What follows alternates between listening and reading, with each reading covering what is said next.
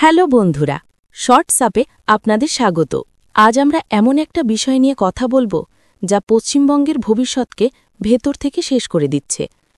এমন একটা রাজ্য যা একসময় শিক্ষা, সংস্কৃতি আর মনীষীদের পীঠস্থান ছিল, আজ তার স্কুলগুলোতে এ কী অবস্থা!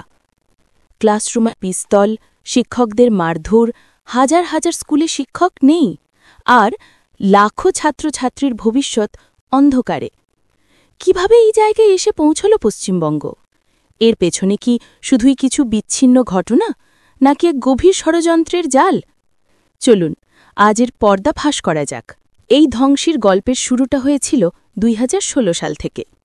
পশ্চিমবঙ্গ স্কুল সার্ভিস কমিশন বা এসএসসির শিক্ষক নিয়োগ প্রক্রিয়া বাইরে থেকে দেখতে আর ৫টা চাকরির পরীক্ষার মতোই ছিল, কিন্তু ভেতরে চলছিল এক ভয়ঙ্কর খেলা। খেলাটা ছিল টাকার, ক্ষমতার আর দুর্নীতির। তদন্তে যা উঠে এসেছে তা শিউরে ওঠার মতো। সাদা খাতা জমা দিয়েও চাকরি পেয়েছেন অনেকে। কিভাবে? ওএমআর শিট বা উত্তরপত্রে কারচুপি করে। সিবিআই যখন তদন্ত শুরু করে, তারা দেখে যে শূন্য পাওয়া প্রার্থীর নম্বর জাদুবালে ৫৩ হয়ে গেছে। শুধু তাই নয়, র্যাঙ্ক জাম্পিং নামে এক নতুন পদ্ধতির সাক্ষী থাকল বাংলা। মানে মেধা তালিকায় যে অনেক পেছনে, সে টাকা বা রাজনৈতিক প্রভাবের জোরে প্রথম সারিতে এসে চাকরি পেয়ে গেল। আর যোগ্য প্রার্থীরা, তারা রাস্তায় বসে রইলেন। এই দুর্নীতির জাল এতটাই গভীরে ছিল যে রাজ্যের তৎকালীন শিক্ষামন্ত্রী পার্থ চট্টোপাধ্যায়ের ঘনিষ্ঠ সহযোগীর বাড়ি থেকে কোটি কোটি নগদ টাকা উদ্ধার হয়। অবশেষে আসরে নামে আদালত। কলকাতা হাইকোর্ট থেকে সুপ্রিম কোর্ট সবাই এক কথায় বলে দেয়, এই নিয়োগ প্রক্রিয়া আগাগোড়া দুর্নীতিগ্রস্ত। আদালত প্রায় ২৬,০০০ শিক্ষক আর অশিক্ষক কর্মীর চাকরি বাতিল করে দেয়, কারণ কে যোগ্য আর কে অযোগ্য তা আলাদা করাই অসম্ভব হয়ে পড়েছিল। এই একটা ঘটনায় পশ্চিমবঙ্গের শিক্ষা ব্যবস্থার শিরদাঁড়া ভেঙে দেয়, শিক্ষকদের নৈতিক কর্তৃত্বকে মাটিতে মিশিয়ে দেয়। ২৬,০০০ চাকরি বাতিলের প্রভাবটা ঠিক কি হল? এর এফেক্ট ছিল একটা ডমিনোর মতো। একটা ধাক্কায় পুরো ব্যবস্থাটাই হুড়মুড়িয়ে ভেঙে পড়তে শুরু করল।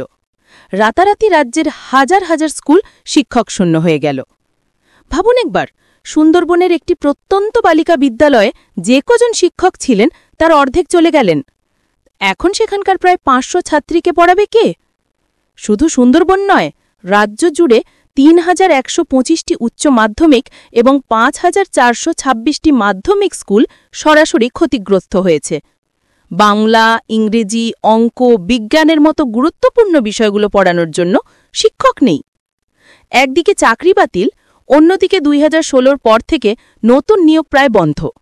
ফলে যে শূন্যপদ তৈরি হচ্ছে তা পূরণ হচ্ছে না। আর এর সবচেয়ে খারাপ প্রভাব পড়েছে গ্রামের স্কুলগুলোতে। রাজনৈতিকভাবে প্রভাবশালী শিক্ষকরা বদলি নিয়ে শহরের স্কুলে চলে আসছেন, আর গ্রামের স্কুলগুলো ফাঁকা হয়ে যাচ্ছে।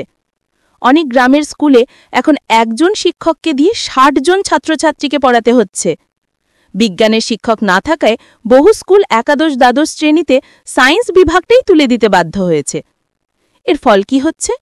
ছাত্রছুটের হার বাড়ছে। ছাত্রছাত্রীরা দেখছে স্কুলে গিয়ে লাভ নেই, কারণ শিক্ষকই তো নেই। ফলে তারা পড়াশুনো ছেড়ে দিয়ে শিশু শ্রমিকে পরিণত হচ্ছে।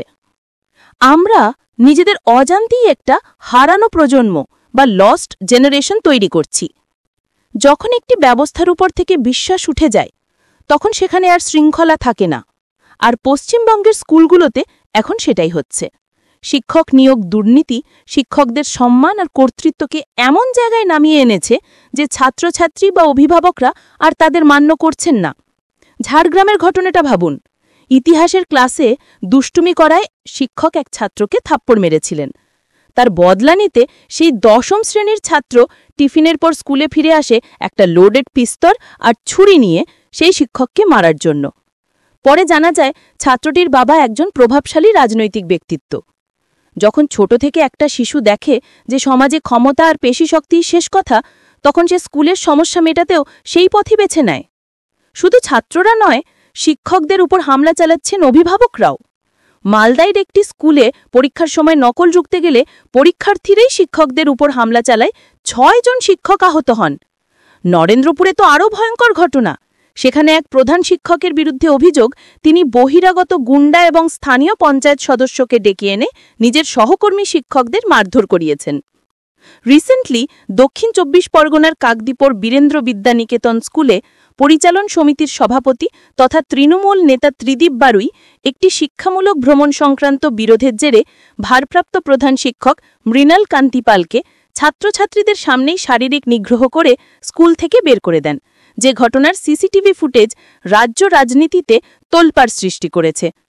এই ঘটনাগুলো বিচ্ছিন্ন নয়, এগুলো আসলে সমাজের গভীর অবক্ষয়ের লক্ষণ। ছাত্র শিক্ষক অভিভাবকের মধ্যে যে বিশ্বাস আর শ্রদ্ধার সম্পর্ক ছিল তা আজ প্রায় শেষ। এর জায়গায় তৈরি হয়েছে অবিশ্বাস, সন্দেহ আর শত্রুতা। কিন্তু প্রশ্ন হল, এই অবস্থার জন্য দায়ী কে? উত্তরটা খুবই সহজ, রাজনীতি। পশ্চিমবঙ্গের শিক্ষা ব্যবস্থা আজ পুরোপুরি রাজনৈতিক ক্ষমতার দাবার ঘটিতে পরিণত হয়েছে। স্কুল পরিচালন কমিটিগুলোতে এখন আর শিক্ষাবিদরা নন, জায়গা করে নিয়েছেন স্থানীয় রাজনৈতিক নেতারা। ফলে স্কুলগুলো আর জ্ঞানচর্চার কেন্দ্র নেই, হয়ে উঠেছে রাজনৈতিক ক্ষমতার আখড়া। নিয়োগ থেকে শুরু করে ছাত্রভর্তি সবকিছুতেই চলে স্বজনপোষণ।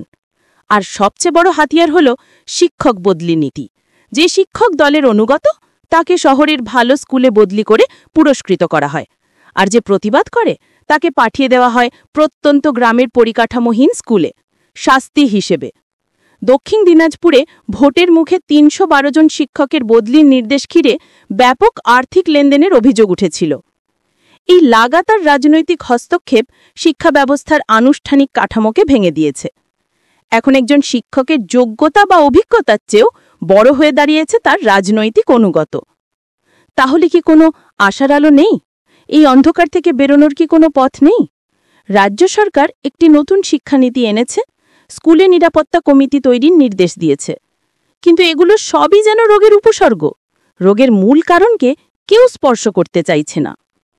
বিশেষজ্ঞরা বলছেন, যদি সত্যি এই ব্যবস্থাকে বাঁচাতে হয় তাহলে কিছু কঠোর পদক্ষেপ নিতেই হবে। একটা সম্পূর্ণ স্বাধীন আর স্বচ্ছ শিক্ষক নিয়োগ বোর্ড গঠন করতে হবে, যেখানে রাজনীতির কোনো ছায়া থাকবে না। ২. স্কুল পরিচালন কমিটি থেকে রাজনৈতিক নেতাদের সরাতে হবে, সেখানে শিক্ষাবিদ আর অভিভাবকদের জায়গা দিতে হবে। ৩. শিক্ষকদের উপর হিংসার ঘটনায় জিরো টলারেন্স নীতি নিতে হবে, দোষী যেই হোক তাকে কঠোর শাস্তি দিতে হবে। এবং ৪. সবচেয়ে জরুরি হল শিক্ষক, ছাত্র এবং অভিভাবকদের মধ্যে হারিয়ে যাওয়া বিশ্বাস ফিরিয়ে আনতে হবে। পশ্চিমবঙ্গের শিক্ষা সংকট শুধু কিছু চাকরি বা স্কুলের সমস্যা নয়, এটা একটা প্রজন্মের ভবিষ্যতের প্রশ্ন, একটা সমাজের নৈতিক অবক্ষয়ের প্রশ্ন। যে ভিতের উপর দাঁড়িয়ে একটা রাজ্য তার ভবিষ্যৎ তৈরি করে, সেই ভিতটাই আজ নড়বড়ে।